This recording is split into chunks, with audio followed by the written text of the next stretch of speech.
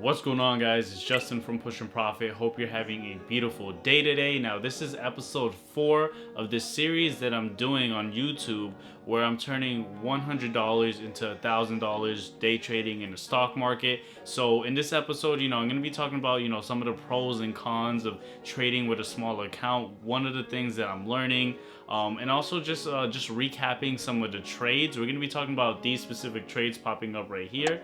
And so with that being said, let's go ahead and get into episode 4. Okay, so I keep telling her to stop putting money in scratch those cards and just like put that in the stock market, but she just refuses to listen, and now she's still scratching. I mean, how much did you lose on the last one? This one is 2, 4, 6.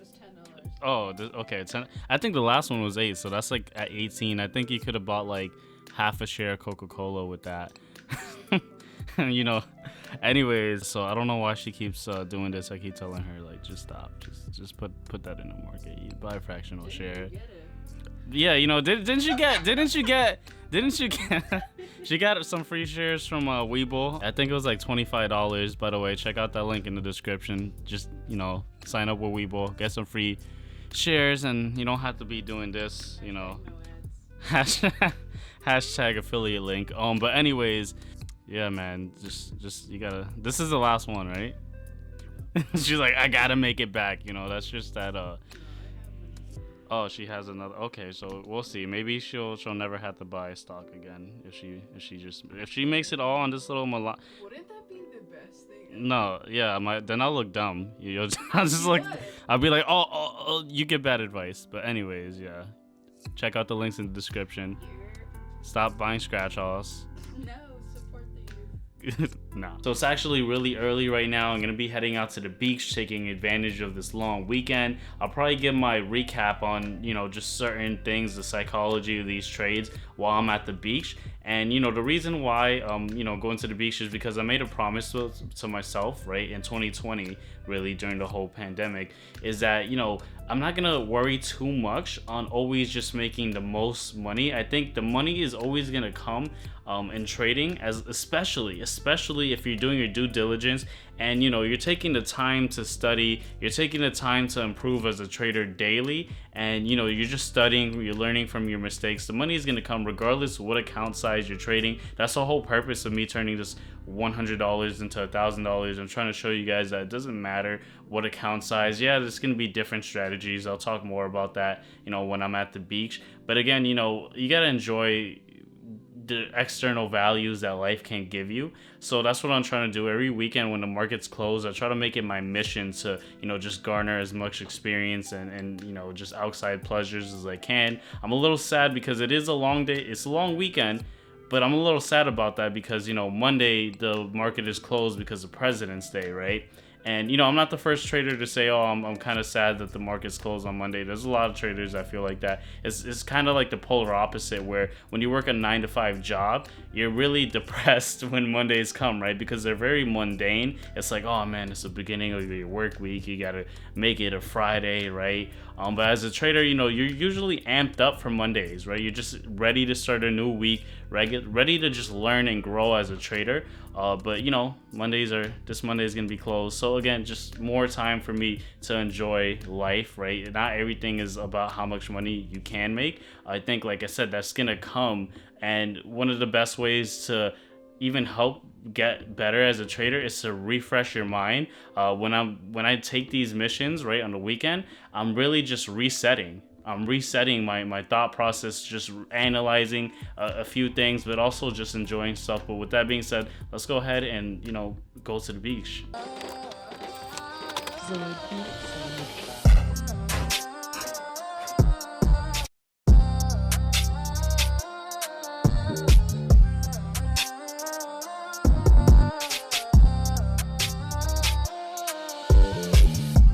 So in the last episode, I'm pretty sure I ended it at around 250, around that area.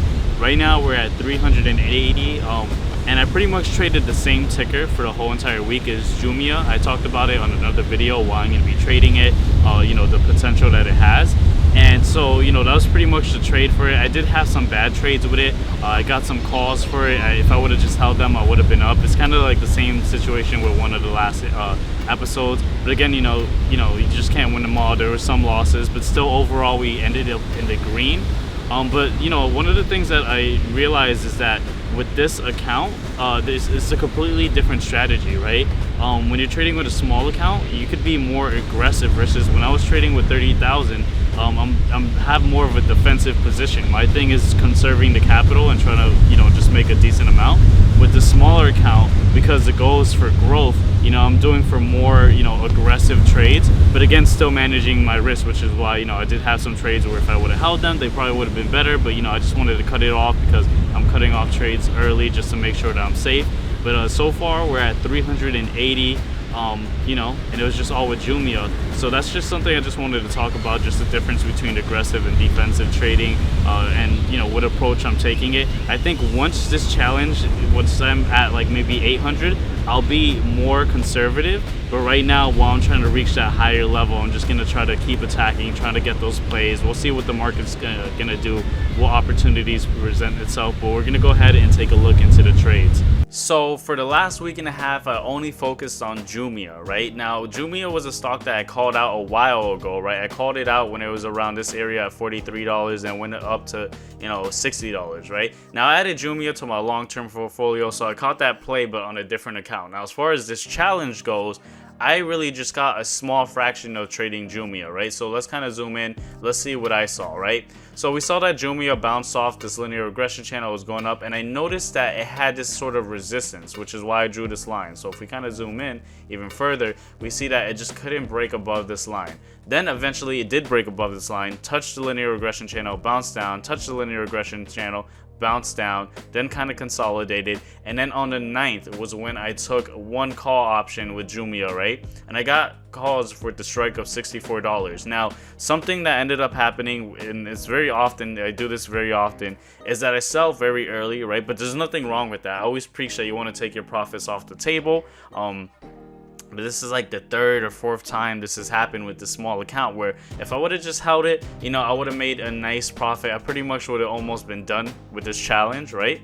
But again, you never lose when you take your profits off the table. So I sold JMIA with the $64 strike price at around maybe like $62, right? I just saw it break above the exponential moving average, so I was just like, okay. And then it could have continued going up, but I just wanted to lock in my profits because again, the expiration date was on the 12th, and JMIA is kind of volatile. It's not like as steady as Coke, so I just was not sure, right? So I took my profits off the table, made like a nice, I think it was like maybe $50. Then I also did credit spreads on JMIA. Now, if you're not familiar with credit spreads, I have a whole separate video explaining step by step on how to take advantage with option credit spreads, so definitely check out that video.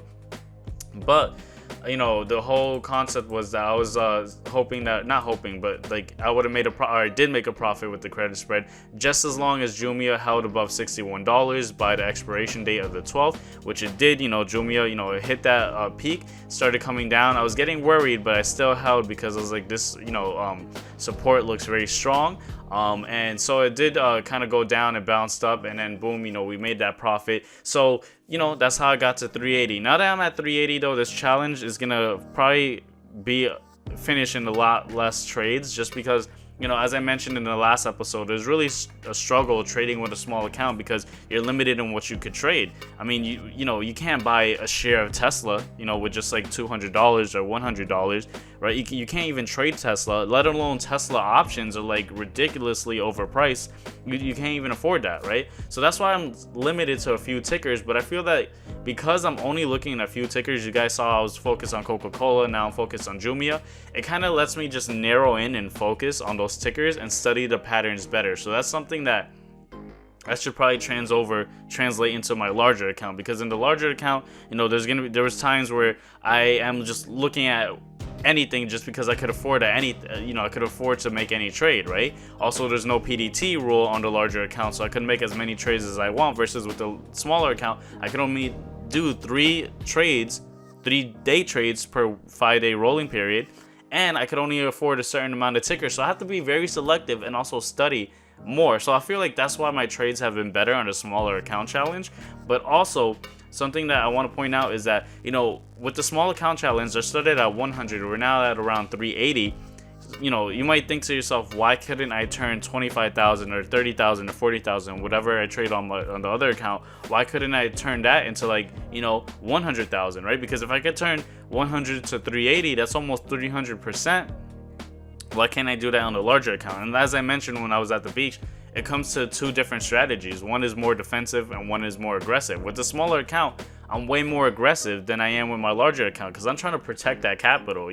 If I fail in this challenge, I won't, cry, right? I just, again, I'm still going to be defensive. I'm not just YOLOing. I'm not encouraging people to, put a few $100s in the market and YOLO. Definitely don't agree with doing that, but you could have more space to be more aggressive but still defensive, right? I was defensive. I took my profits out earlier. I could have held, but I didn't, right? So I'm defensive but still more aggressive. Now when I hit $800, I'll probably tone it down slightly, but I'm still gonna remain very aggressive on this on this challenge. Now I'm not sure if I should turn this challenge after I hit $1,000, if I should make a new challenge of turning $1,000 to $5,000.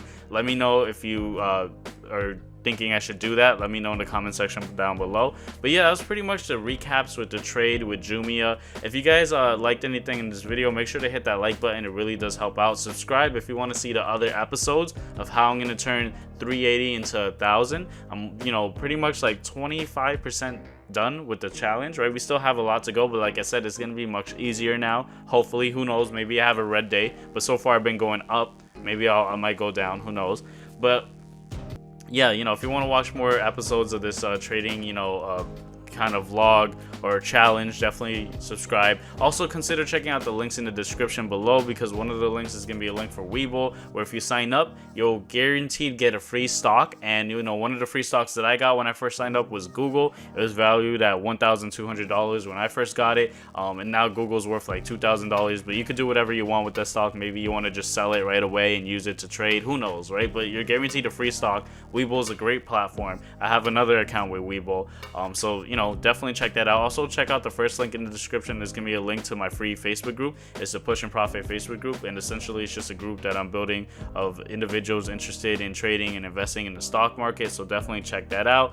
Make sure to leave a comment. Let me know what you guys are thinking. Should I continue with this? I was honestly thinking about stopping this challenge, but it was you guys that commented on my other videos that told me to keep updating this. So thank you guys so much. I have some fun trading with this small account challenge, and I'm learning a lot. This honestly teaching me a lot that I'm going to start implementing into my larger account once I get back to that.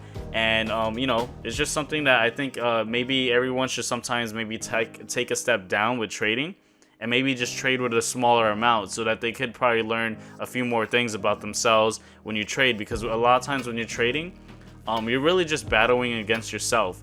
And you learn a lot when your opponent is yourself. So, with the small account, I've been learning so much. It's been teaching me, hey, maybe I should focus on less tickers, right? Maybe I should be more selective and, study more of one specific, trade.